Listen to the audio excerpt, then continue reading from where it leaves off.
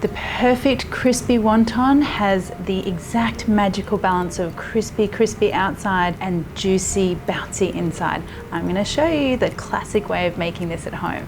So there's a couple of things we've got to get right with these wontons, and the first thing is the filling. I'm gonna do a very classic pork and prawn mix for my wontons today, but you could use all pork, you could use chicken and prawn, totally up to you guys. But the thing with the prawn is that I really want to keep it a little chunky. I want people to know that I made these wontons from scratch. I want people to know that I was generous with my prawn serving. Okay, so just gonna mince these a little and put that in with my pork. And now to add the flavor. So I really want to keep the integrity of that pork and prawn flavor for this really classic wonton. So I'm going to keep it really simple. Just a little bit of soy sauce and some sesame oil. And then here's my top tip. You want to add in a little bit of corn flour or cornstarch if you're in the US, and that's going to soak up all the liquid, and it's also going to keep our mixture really bouncy when it's cooked. That's what you want. You want that bouncy sort of texture to the wonton filling.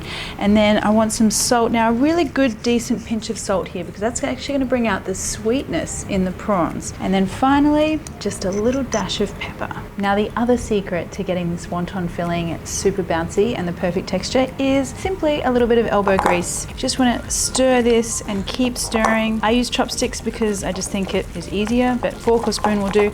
And you'll see the texture start to change. Things will start to get a little sticky. And when it gets sticky, go even more. Now we're getting somewhere. It's almost like this whole mixture just wants to stick together in one clump on the end of my chopsticks. And that, my friends, is the secret to getting just the perfect texture. Now, construction time. We want a piece of wonton wrapper. You can find these in the fridge section of a lot of supermarkets now, or from your Asian grocer.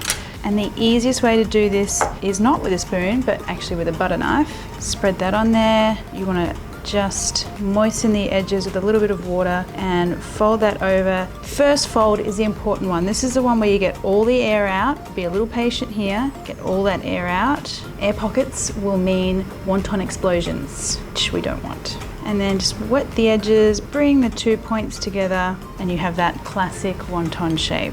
So this is the kind of thing I like to have a big batch of in my freezer for whenever a wonton emergency strikes.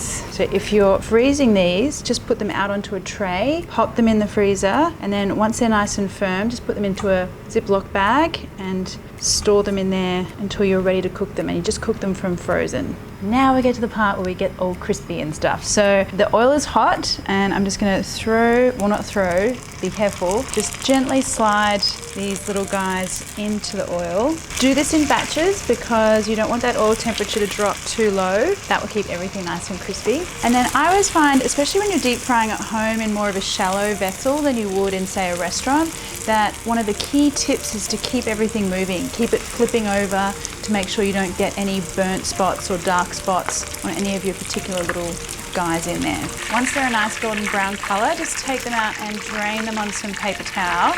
And I just like to let the wontons rest for a couple of minutes because they're going to continue cooking and steaming for a little while.